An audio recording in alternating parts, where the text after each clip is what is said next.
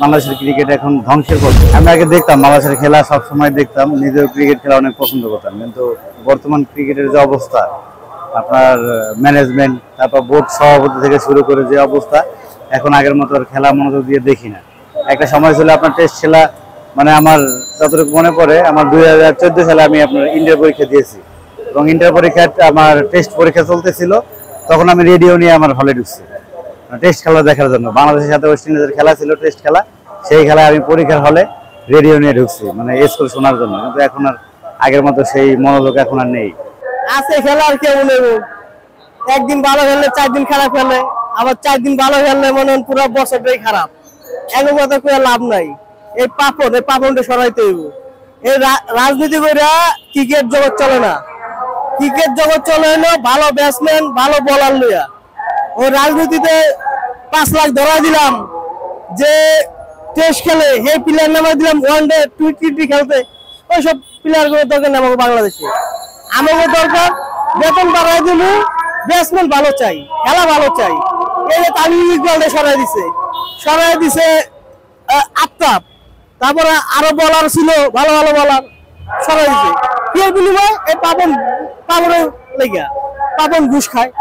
বাংলাদেশের ক্রিকেট এখন ধ্বংসের পথে, ঠিক আছে। একটা সময় মাস্টারবি ছিল, তার নেতৃত্বে মানে ভালো একটা শৃঙ্খলা ছিল টিমের ভিতরে। এখন সেই আগের শৃঙ্খলা টিমের ভিতরে নেই, ঠিক আছে। অনেক ষড়যন্ত্র করে তামিম ইকবালকে সরিয়ে দেওয়া হয়েছে, মুশফিকুর রহিমকে সরিয়ে দেওয়া হয়েছে, তারপর আপনার মাহমুদুল্লাহ রিয়াদকেও সরানোর জন্য অনেক পরিকল্পনা ছিল, তাকে টেস্ট থেকে বাদ দেওয়া হয়েছে, টি20 থেকে বাদ দিয়ে আবার যাই হোক নিয়ে আসা হয়েছে।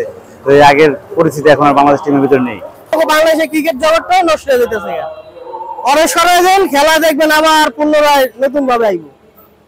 এই পাপনের লেগে মনে হয় বাংলাদেশের খেলা বাদ দিয়ে দিচ্ছে। এই যে তামিম ইকবাল মতন ওয়ানডে একটা ব্যাটসম্যান, ওপেনিং ব্যাটসম্যান, আর ওপেনিং নামায় কি ওপেনিং, এইসব ওপেনিং দিয়ে চলে বাংলাদেশ।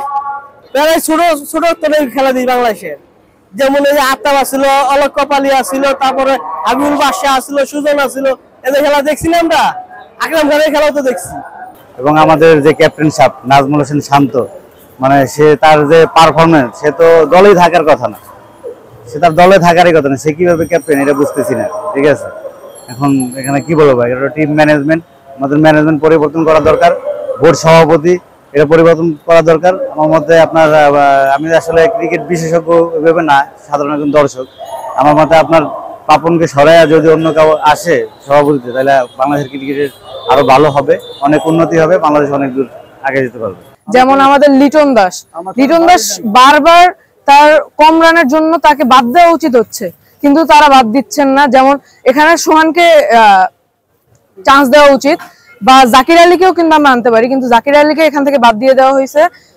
এরপর সমু এক ম্যাচে খারাপ খেলছে, তার জন্য তাকে বাদ দিয়ে দেওয়া হয়েছে, কিন্তু লিটন দাসকে বাদ দিচ্ছেন না। এই হলো আমাদের বাংলাদেশের প্রথম ভুল। দ্বিতীয়ত, বাংলাদেশের বোলারদের থেকে আমরা যেটা আশা করেছিলাম সেটা আজকে আমরা পাইনি, এবং বাংলাদেশ আজকে হেরেছে, এর জন্য কষ্ট পাচ্ছি। কিন্তু আশা করা যায় পরের 2টা ম্যাচ আমরা ভালো করার চেষ্টা করবো।